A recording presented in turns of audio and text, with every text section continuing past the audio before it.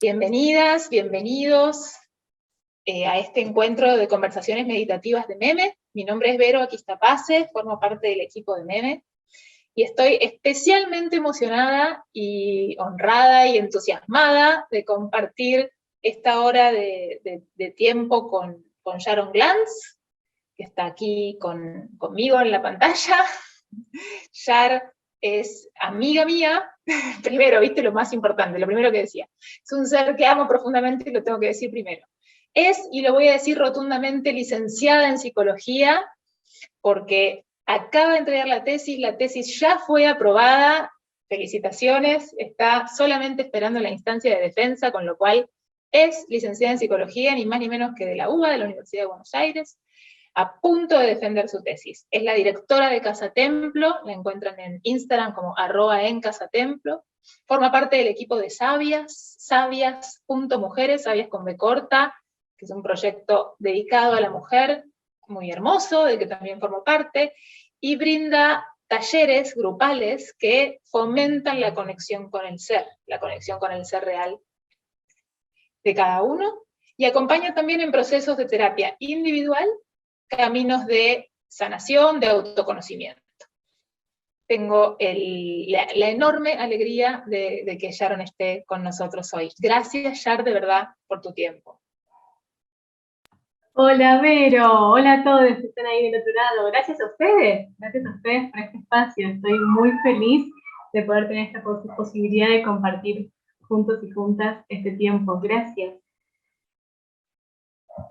Mi querida Shar, quería, antes de entrar más profundamente en el tema, hacer una distinción para saber cómo nombramos lo que nombramos a lo largo de toda la entrevista y por qué camino tomamos, puesto que estás flamantemente, no sé si existe, egresada de la carrera de Psicología de la Universidad de Buenos Aires, de la UBA, preguntarte la distinción entre psicología y psicoanálisis, o cómo lo diferenciamos, para ver desde qué lugar nos empezamos a parar en este intercambio. Bien, está buenísimo comenzar con esa distinción porque erróneamente muchas veces se habla del psicoanálisis como si fuese la psicología o la psicología como si fuese el psicoanálisis, como si fuesen sinónimos en realidad, sobre todo, más que nada en Argentina, en algunos países en particular, sobre todo les porteñes, muchas veces usamos como sinónimo la psicología y el psicoanálisis. Y vale aclarar que la psicología es el paraguas más grande, ¿no? La ciencia que estudia, por decirlo así, la psiquis del ser humano. El psicoanálisis es uno de los caminos a través de los cuales se puede conocer el funcionamiento del ser humano, ¿sí? Entonces, el psicoanálisis es tan solo uno de las tantas psicologías que existen para conocer el ser humano. Lo que sucede es que el psicoanálisis ya tiene mucho tiempo de haber, ¿no? En nuestra historia humana. Digo, el padre del psicoanálisis fue Freud, como seguramente saben.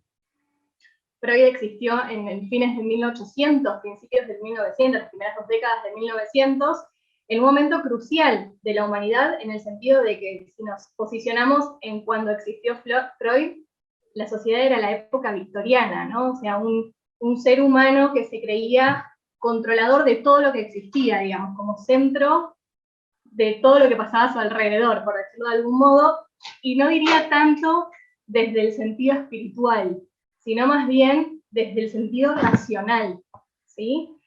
Y lo que hace Freud, o sea, en ese momento, previo a Freud, existe la psicología clásica, ¿no? que estudiaba una parte mucho más llana del ser humano, y lo que hace Freud es venir a decir, miren chicos que ustedes tienen algo que se llama inconsciente, que no tiene un lugar específico en su cerebro, no es que podemos hacer una radiografía y lo vamos a encontrar, que hace que ustedes no sean totalmente dueños y dueñas de su accionar.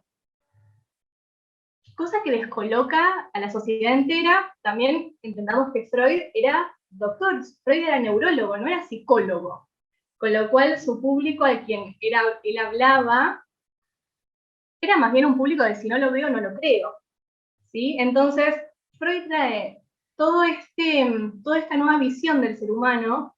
Posteriormente habla incluso de que los niños tienen una sexualidad, cuando antes los niños eran puros y era algo impuro decir que tenían sexualidad, ¿no? Como Freud viene a irrumpir con bastantes de las creencias que estructuraban en ese momento la sociedad, que hace un quiebre en el estudio del ser humano.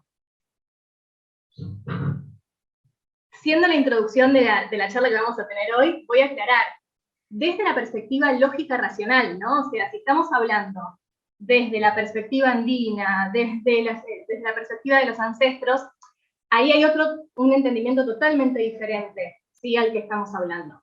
Pero Freud le hablaba a estas personas que pensaban al ser humano solamente desde la perspectiva racional, ¿sí?, de estímulo-respuesta, por decirlo de algún modo. Entonces, a partir de ahí se abre todo un camino súper amplio, pero el psicoanálisis no es la psicología, es una forma de psicología, y felizmente cada vez más se están abriendo nuevos caminos a nuevas psicologías, que integran diferentes perspectivas. Deseo haber sido clara, si no, pero encantada de aclarar. Clarísima, como el agua, me encanta, nada, escucharte y aprender de ti. Bien, entonces, supongamos que vamos a tomar esta mirada más tradicional psicoanalítica del camino del desarrollo personal, ¿no? Del camino de la sanación, del camino de la caída de fichas, del camino de la evolución, como un sendero, una beta bien marcada, bien aceptada socialmente, sobre todo aquí en Argentina, y validada como un camino de desarrollo, ¿no? Y quizás es una pregunta un poco conclusión, pero me parece que igual también para abrir tiene sentido, y es, en tu mirada y en tu camino personal, ¿se entretejen o se oponen el camino espiritual consciente, el camino de la espiritualidad y el psicoanálisis, tal como lo has estudiado en la universidad? Bueno, van a aclarar de base que Freud en sí en ningún momento habla de la espiritualidad ni nada por el estilo, ¿sí? O sea, por eso está bueno. Hago la aclaración, igualmente vos me preguntaste de mi perspectiva, pero por las dudas hago esta aclaración. En mi camino y en mi búsqueda personal, no hay muchos puntos en común, digamos, yo, o sea, tengo mi corazoncito con Freud, para mí Freud ha sido un gran despertar también en mis primeros años de autoconocimiento, estamos hablando 15 años atrás, y me he fascinado con sus escritos. Hoy tenemos otra sociedad que creo que hay que pensarla de otro modo, ¿no? Hoy creo que hay cosas de Freud sí que nos quedan viejas para pensar la sociedad de hoy, eso es cierto, o al ser humano de hoy, eso es cierto. Pero en términos de espiritualidad y psicoanálisis, al menos que yo haya encontrado, no encontré muchos puntos en común, por varios motivos. Por un lado, cuando nos abrimos a la espiritualidad, a conectarnos con nuestro espíritu, empezamos, ¿no?, a ver la vida un poco como una cadena de causalidades, ¿cierto? Empezamos a entender que los eventos no son porque sí, ¿no? Que cada cosita que nos trae la vida es como un guiño para que prestemos atención acá, fijémonos qué hay que elaborar acá, fíjate que esto ya lo tenés sanado, acá falta ajustar un poquito, ¿no? El psicoanálisis no tiene esa perspectiva. La perspectiva del psicoanálisis es más bien las cosas suceden, ¿no? Y el ser humano tiene que saber hacer con su angustia de no saber, del sinsentido, por decirlo de algún modo.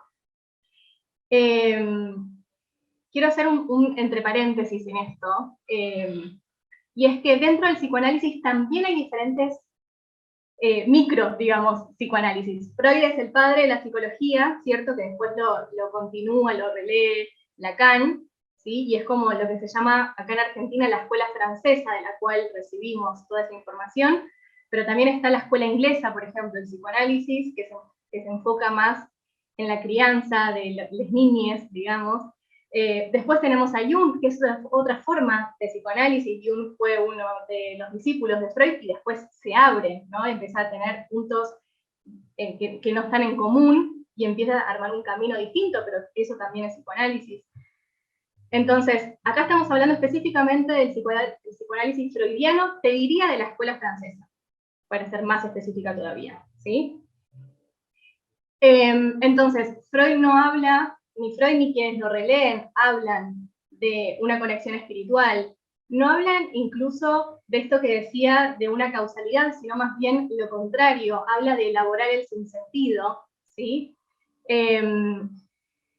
Y una experiencia personal que me pasó, por ejemplo, en 2015, que me formé como lectora de registros akáshicos, estaba cursando psicopatología en la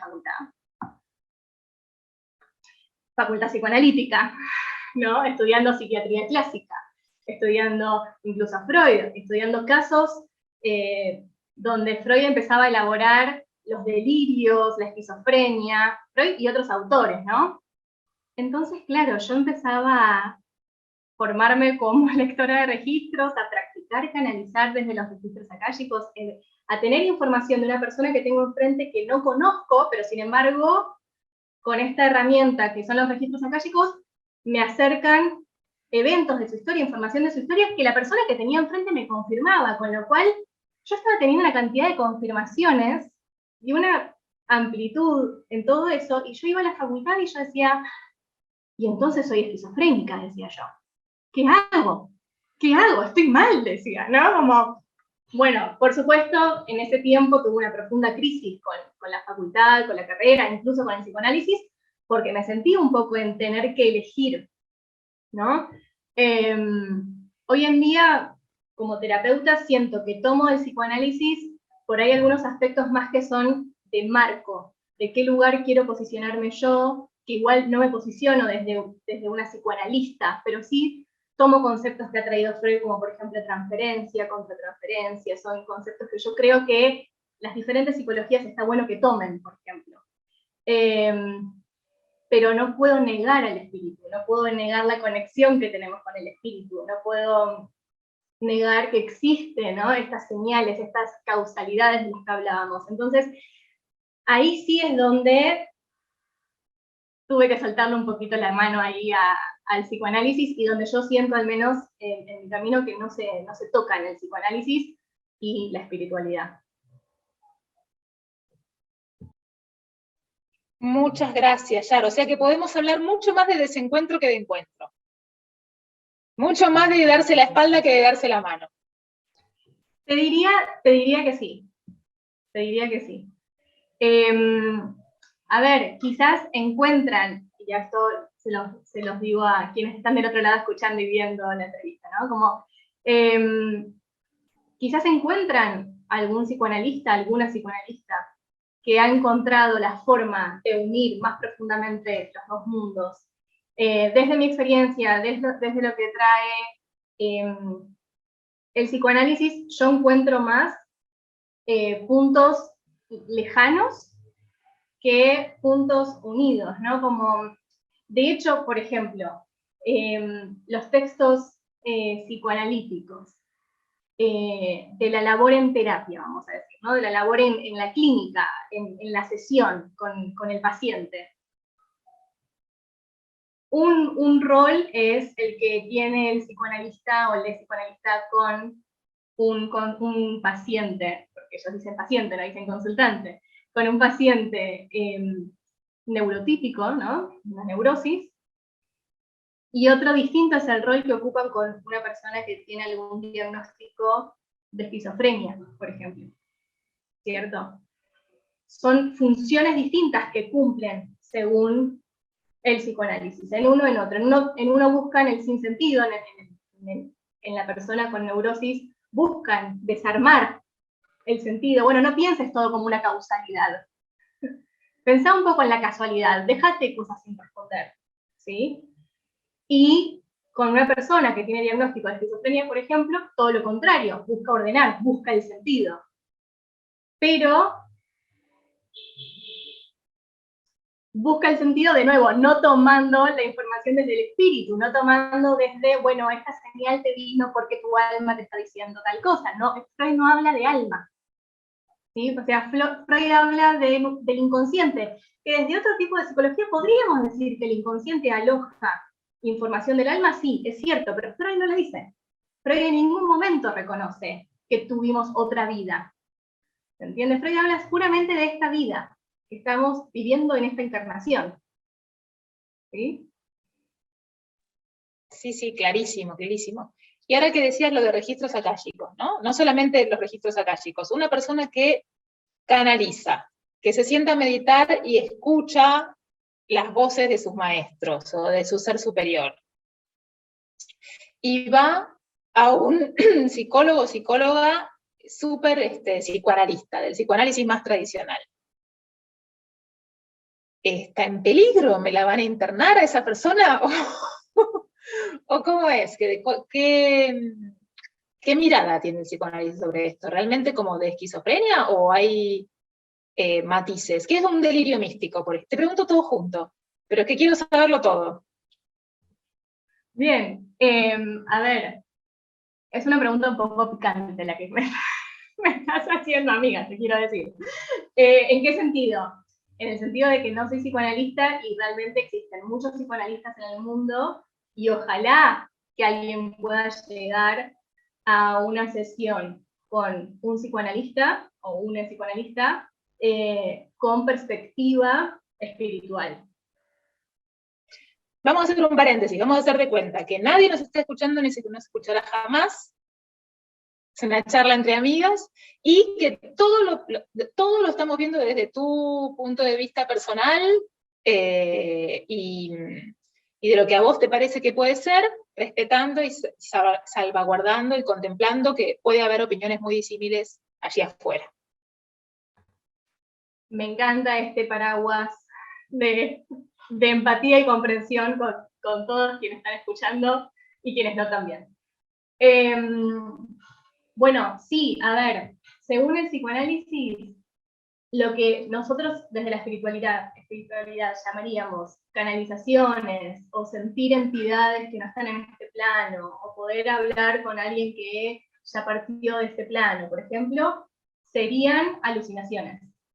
Pueden ser alucinaciones auditivas, pueden ser alucinaciones visuales, pero sí se lo trabaja como una enfermedad, vamos a decirlo de ese modo, no como un don natural con el cual encarnamos los seres humanos en este planeta, ¿sí?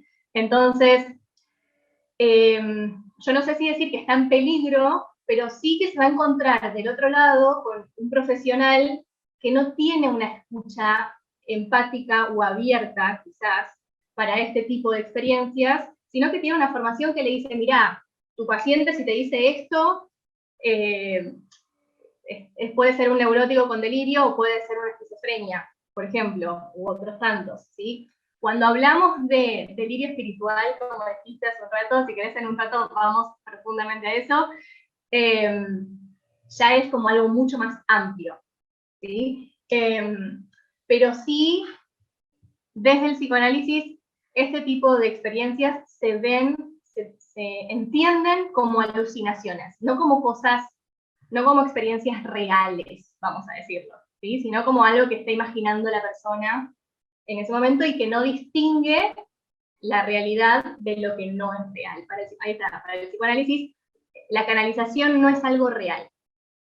¿Se entiende? Si podría decirse de ese modo. Claro, claro. Voy a contar una anécdota personal. Cuando empecé el camino espiritual y empecé por la puerta del Reiki, esa fue mi puerta de entrada, y me empezaron a pasar un montón de cosas y a caerme un montón de fichas, yo estaba haciendo una terapia con una psicóloga lacaniana. Hacía un par de años, largos, como 3. Y me ayudó muchísimo, muchísimo trabajar con ella, la guardo en la más alta estima de mi corazón. Lo que empezó a suceder en ese momento es que, bueno, me pasaban cosas nuevas y yo seguía yendo a verla y cuando empezó nuestra paulatina separación, fue un día que ella me dijo, en chiste un poco, no, sí, claro, estás al borde de tener un delirio místico. Y pero bueno, ahí empezó el paulatino quiebre de nuestro vínculo terapéutico hasta que un día me fui. Que obviamente me llevó a mí a preguntarme qué era y a averiguar más, y que a veces también veo en algunos consultantes míos que tienen este miedo. Es como, me está pasando todo esto, estoy abriendo todo esto, me parece todo hermoso, pero ¿me estoy volviendo loca o estoy teniendo un delirio místico? Alguien que te pregunta eso, empezando por qué es un delirio místico, y después, ¿qué le responderías? Bien, el delirio místico desde una perspectiva, por ejemplo, como el psicoanálisis, es aquella persona que, por ejemplo, cree que vino a salvar al mundo. Y no te lo dice en broma, o no te lo dice porque tiene unas copas de más. ¿Sí? Lo dice todo el tiempo, lo comparte con cualquier persona, y esa persona tiene realmente la certeza de que las señales le hablan y que él viene a salvar al mundo, por ejemplo, y que él o ella, ¿no? Pero vamos a hacer un él en este caso. El delirio místico tiene que ver con, por ejemplo, creerse Jesús, por ejemplo, ¿sí? Podría decirse, esto no lo dice el psicoanálisis, pero podría decirse que Jesús tenía un delirio místico, podría decirse, ¿sí? Alguien que viene sintiendo que viene a salvar el planeta y que lo que tiene que hacer, o a la humanidad, y lo que tiene que hacer es eso, 100%, ¿sí? Ahora, saliéndonos del delirio místico, que es un cuadro bastante extremo, ¿sí? ¿Qué le pasa a personas como las que vos comentás, Vero, o como te pasó a vos con esa psicóloga en ese momento? Decirles que no se están volviendo locos y locas. O sí, pero para un lado que está buenísimo, y sigan por ahí que está buenísimo, les voy a decir. Vayan por ahí que es la que va, ¿no? Como se dice.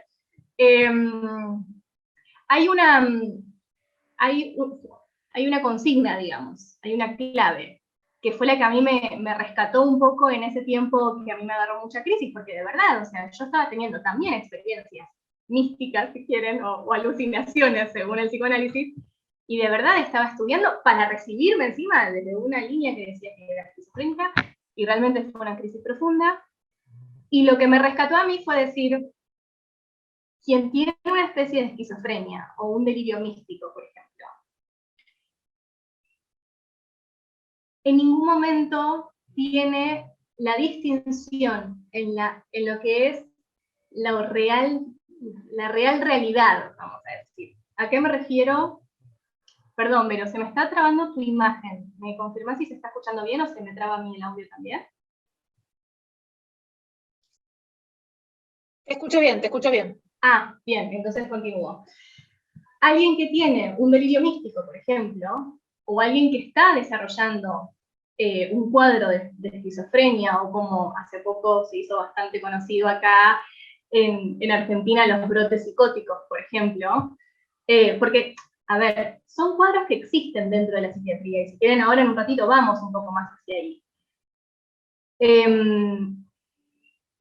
Lo que sucede en ese tipo de experiencias es que no hay distinción entre lo que sería, por ejemplo, una canalización y lo que sería puramente del 3D, cuerpo físico, ¿sí? Materia. Cuando estamos canalizando registros akáshicos, por ejemplo, hablo de los registros porque es una de las herramientas que manejo, ¿sí? Y que conozco. Si yo estoy canalizando, yo me doy cuenta que yo estoy en este plano tridimensional, hoy 25 de noviembre, en este momento, ¿sí? Y puedo distinguir esta realidad física de lo que me cuentan los registros, y me doy cuenta que los registros no están existiendo realmente en un plano tridimensional, están por encima de la quinta dimensión, existen, pero en otra dimensión, ¿sí? Quien está experimentando un delirio o un cuadro de esquizofrenia o un brote psicótico, pierde esta línea divisoria entre lo que sería la tridimensionalidad y lo que sería propio de otra dimensión. Y ahí es donde estamos rozando como un cuadro peligroso, porque hay veces que en esas experiencias de brotes psicóticos, de esquizofrenia, la persona puede volverse muy nociva para consigo misma o para con el entorno, ¿sí? Entonces, está bueno distinguir que estos cuadros existen también. Habría que ver desde dónde trabajarlos, desde dónde elaborarlos. Y en esta línea hubo también un texto que en ese momento a mí me sirvió mucho, que era la experiencia de un chamán que se iba a Estados Unidos a visitar a un conocido que tenía en un psiquiátrico, no me acuerdo en qué localidad de Estados Unidos, ¿sí? Bueno, dentro de un psiquiátrico, ¿quiénes están? Los que se llaman pacientes psiquiátricos, quienes tienen este tipo de desequilibrios que pierden la noción de lo tridimensional, por ejemplo, ¿cierto? Para explicarlo de manera muy básica. Y esas personas que estaban adentro del psiquiátrico, siendo medicadas, siendo diagnosticadas, como él esquizofrénico, él esto, él lo otro, porque además muchas veces pasa que el diagnóstico se le pega a la persona deja de ser persona para hacer un diagnóstico andando, ¿no? Entonces, esas personas que estaban ahí adentro, internadas, siendo tratadas de ese modo, estaban siendo tratadas como personas enfermas, ¿sí? Cuando el chamán ingresa al psiquiátrico, lo que ve de esas personas es que tienen entidades pegadas en sus campos energéticos. Entonces, desde una perspectiva, ponele, psiquiátrica o psicoanalítica, ¿no? Son cosas distintas, pero vamos por ahí. Es una enfermedad, un desequilibrio, alguien que no distingue la realidad de la alucinación, para una visión espiritual, para una versión, por ejemplo, como del chamán, hay que hacer una limpieza del campo áurico. Por ejemplo, esta persona viene a terminar de sanar lo que esas entidades que se le pegaron necesita terminar de sanar, por ejemplo. ¿No? Entonces, son perspectivas distintas de la misma experiencia que está viviendo esa misma persona, que desde un lado es un enfermo mental, ¿no? Para el sistema, y desde otro lado es una persona que necesita limpiar el campo áurico, por ejemplo. ¡Wow! Esta charla da para un siglo, porque se me explotan las preguntas. Gracias, Yara. El doctor Len, el doctor Ijalekala Liu Len, que hizo famosa la herramienta del Ho'oponopono desde Hawái para el mundo, le pregunta a los terapeutas dónde buscan el origen del problema de las personas cuando van a sus gabinetes, y después les responde, lo tienen que buscar en ustedes, y lo más gracioso es que esta persona viene a pagarles para que ustedes resuelvan un problema que en realidad es suyo. Y les dice a los terapeutas, todos ustedes creen estar ahí para salvar al otro, y en realidad siempre están ahí para salvarse ustedes mismos. Porque el consultante siempre vendrá a reflejar tu mambo, tus rollos, tus cuestiones, siempre será tu espejo. Me pregunto, esa visión que a mí me hace tanto sentido, ¿cómo se ve desde el psicoanálisis? O si querés, desde la psicología que vos quieras. Si tiene relación con la transferencia y contratransferencia o no. ¿Cómo abordamos este punto que está pintado por el doctor Len como algo más espiritual, más energético, desde esta otra perspectiva? Deliciosa pregunta. Deliciosa.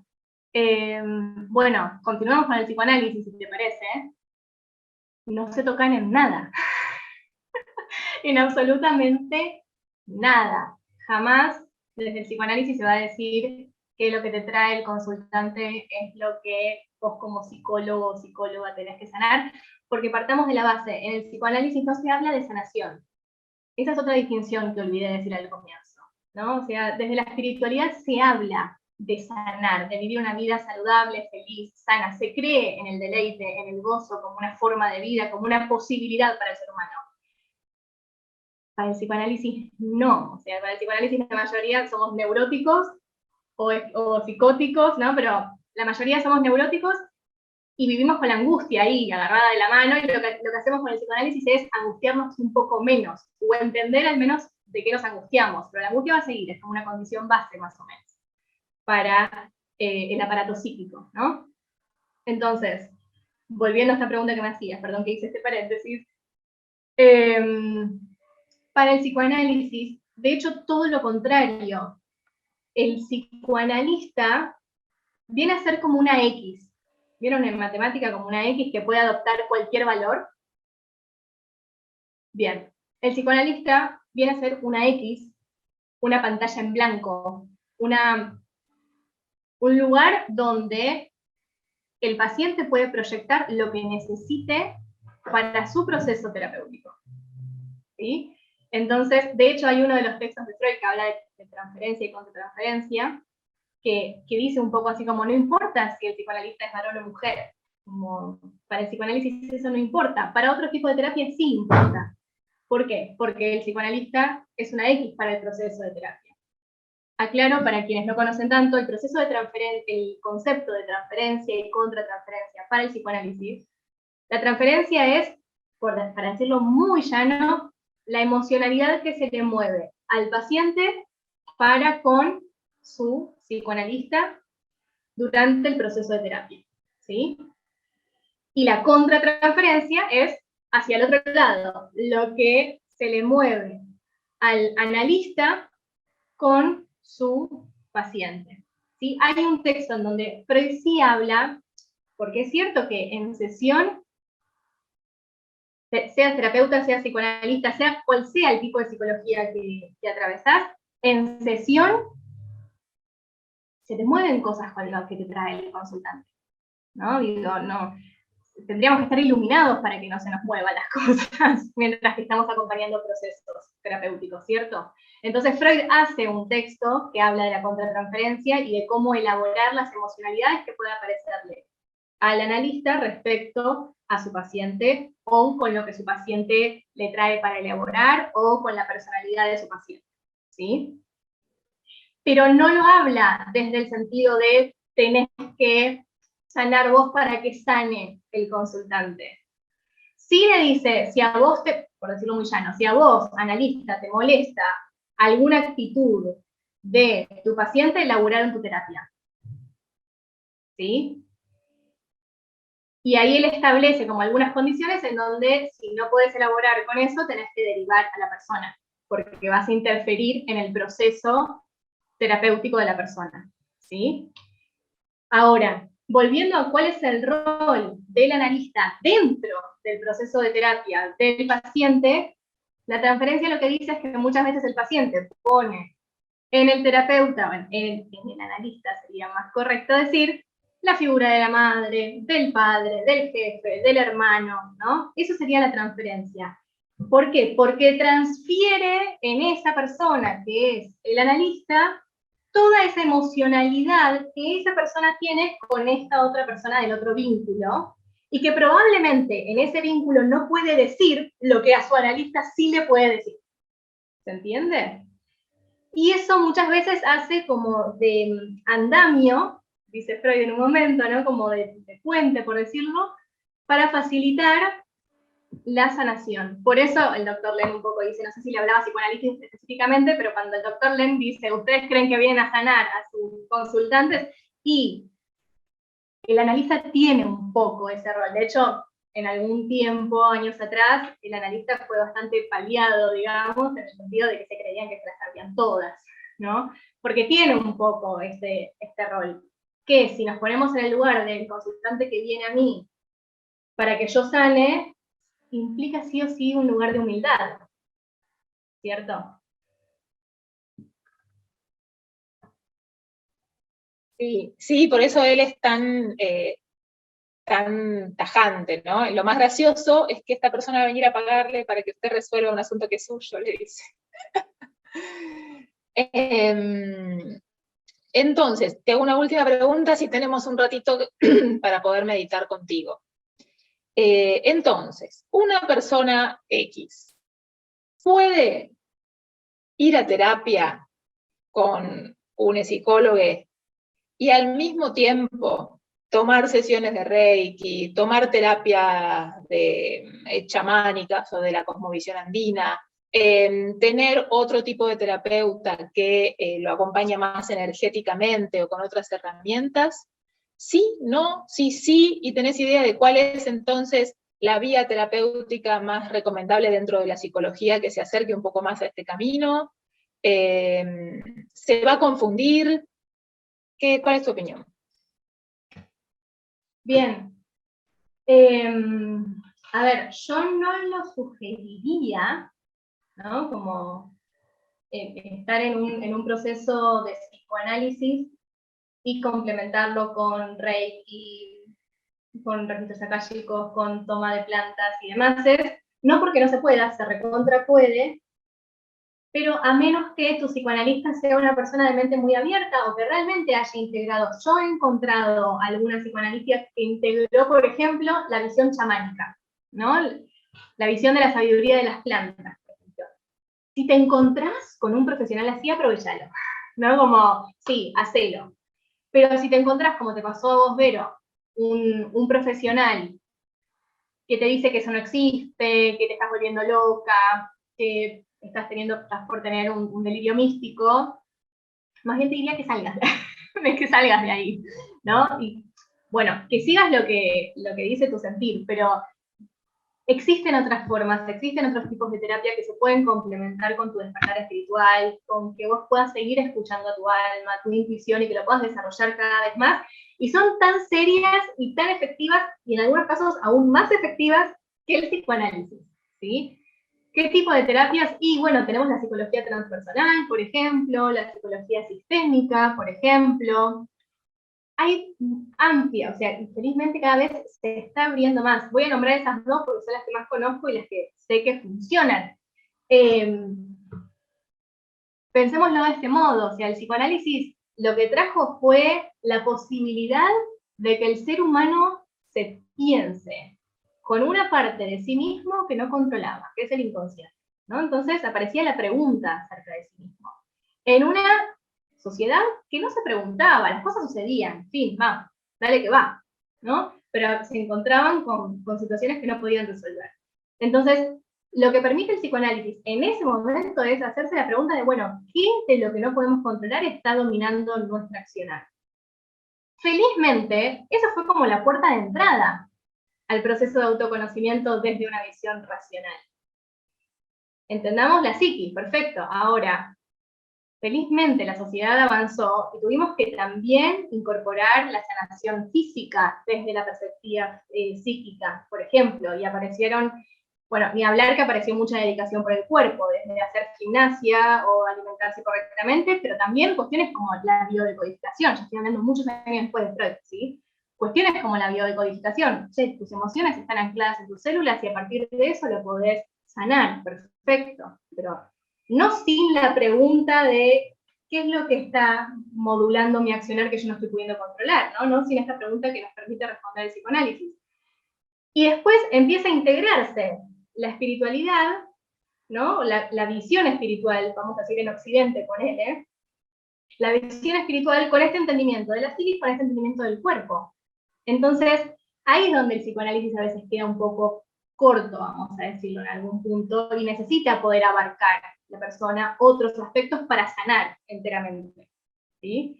Y hoy sí la sociedad está lista, hay personas que no, pero hay personas que ya sí están listas para abarcar todos los aspectos del ser para sanar. Y hay personas que, bueno, tienen que empezar por el psicoanálisis o tienen que andar por el psicoanálisis porque ese es su camino y también está bien.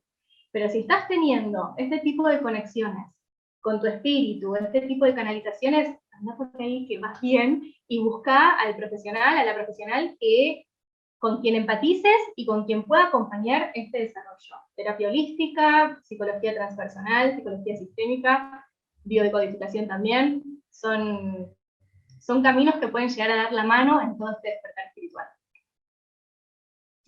Pero qué maravilla, aunque me quedaría haciendo 1000 preguntas más. Gracias, yo creo que esta charlita hay que guardar la mano para cada vez que alguien venga con estas inquietudes, poder hacerle ver este video. Así que 1000 gracias, Yar. Gracias por tu tiempo, gracias porque sé cómo son tus ritmos y el fin de año y que tenías hoy la gargantita un poco afectada y haberte abierto igual a esta posibilidad. Te agradezco y te agradecemos con toda el alma. Gracias, amiga.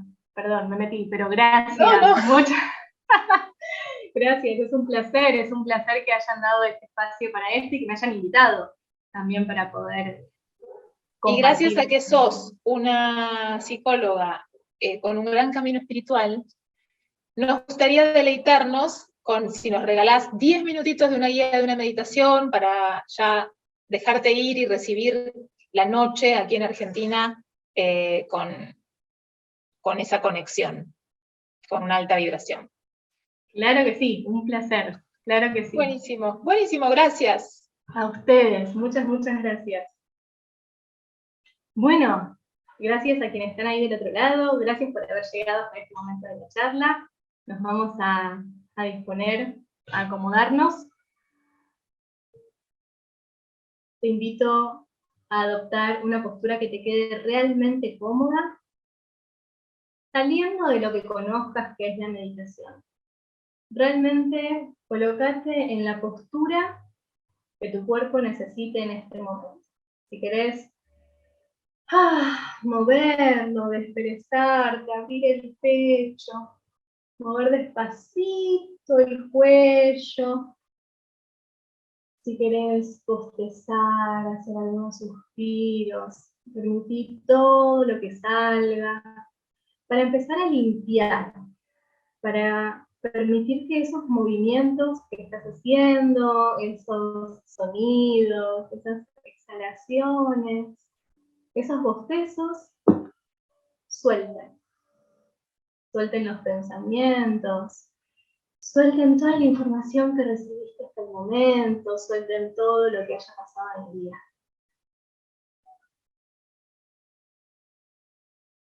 Entonces acomodas el cuerpo y permitís que en ese movimiento del cuerpo vaya encontrando esa postura, la quietud, sin que la quietud sea una exigencia, sino que la quietud sea un devenir de todos los movimientos que hiciste recién.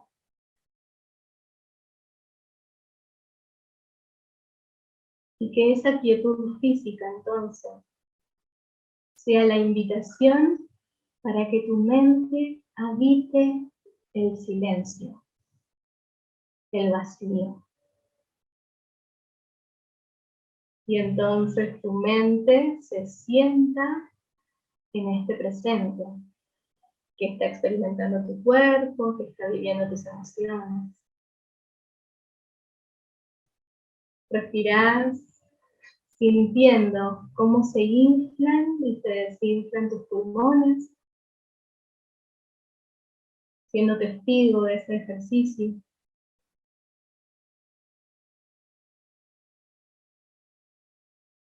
Y mientras que tu atención está en el masaje que es tu respiración, imaginas, visualizas una luz blanca muy brillante que se enciende en el centro de tu cerebro.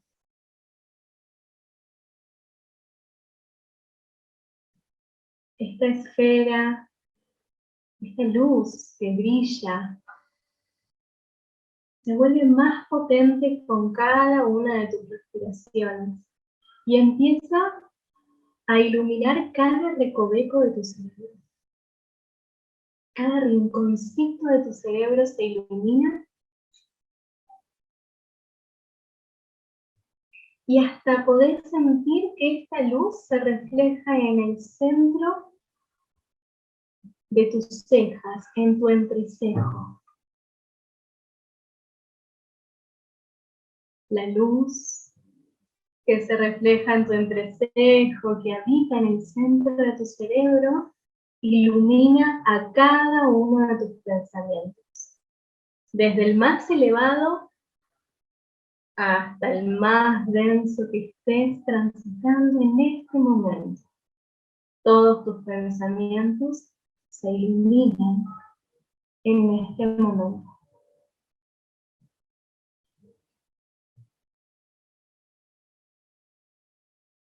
Y mientras tu cerebro y tus pensamientos son iluminados, se enciende otra luz verde muy brillante en el centro de tu pecho.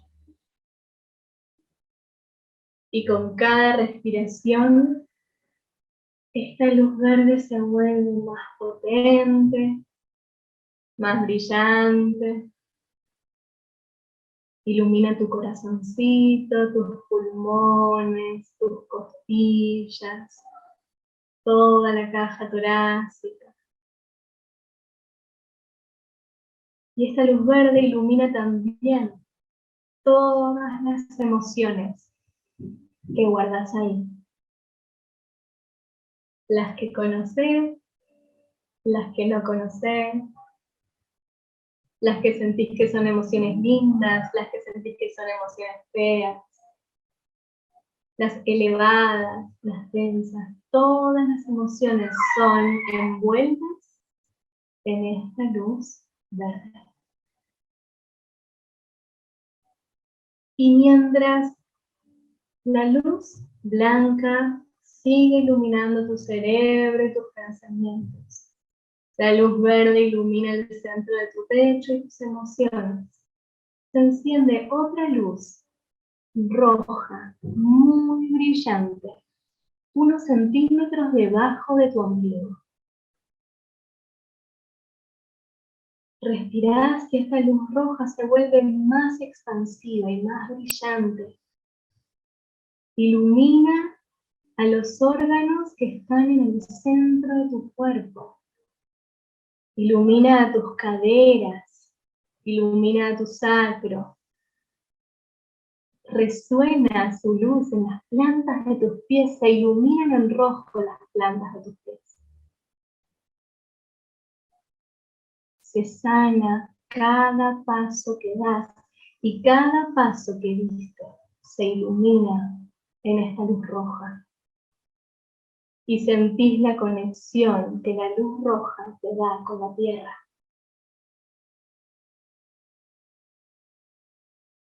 Respirás.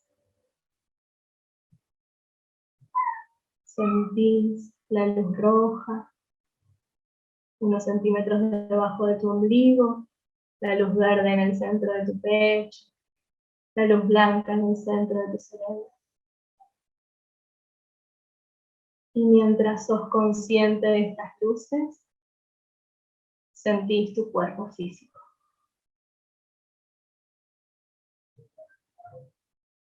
Sentís tu existencia en forma de materia. Y te agradeces profundamente por tu curiosidad, por querer saber más de vos mismo, de vos misma, por descubrirte, por sanarte.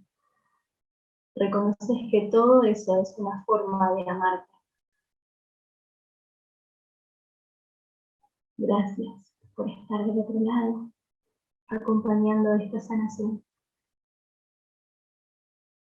Cuando estés listo, cuando estés lista,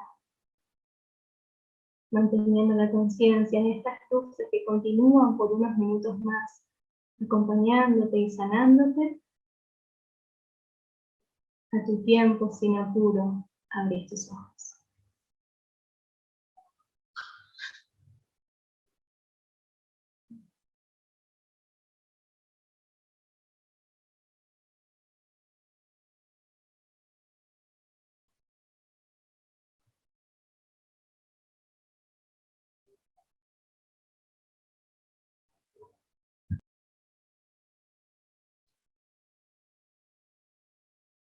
No sé ni cómo hablar.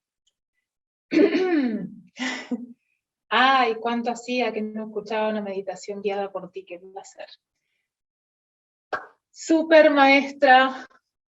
Gracias, gracias, gracias, infinitas gracias en nombre de Meme y de todos quienes te escuchamos y nos deleitamos con tu presencia. Gracias. Gracias, gracias a todos ustedes, a Meme, a vos, Vero, por esta delicia de encuentro y a todos los que están del otro lado, muchas gracias, fue un placer para mí.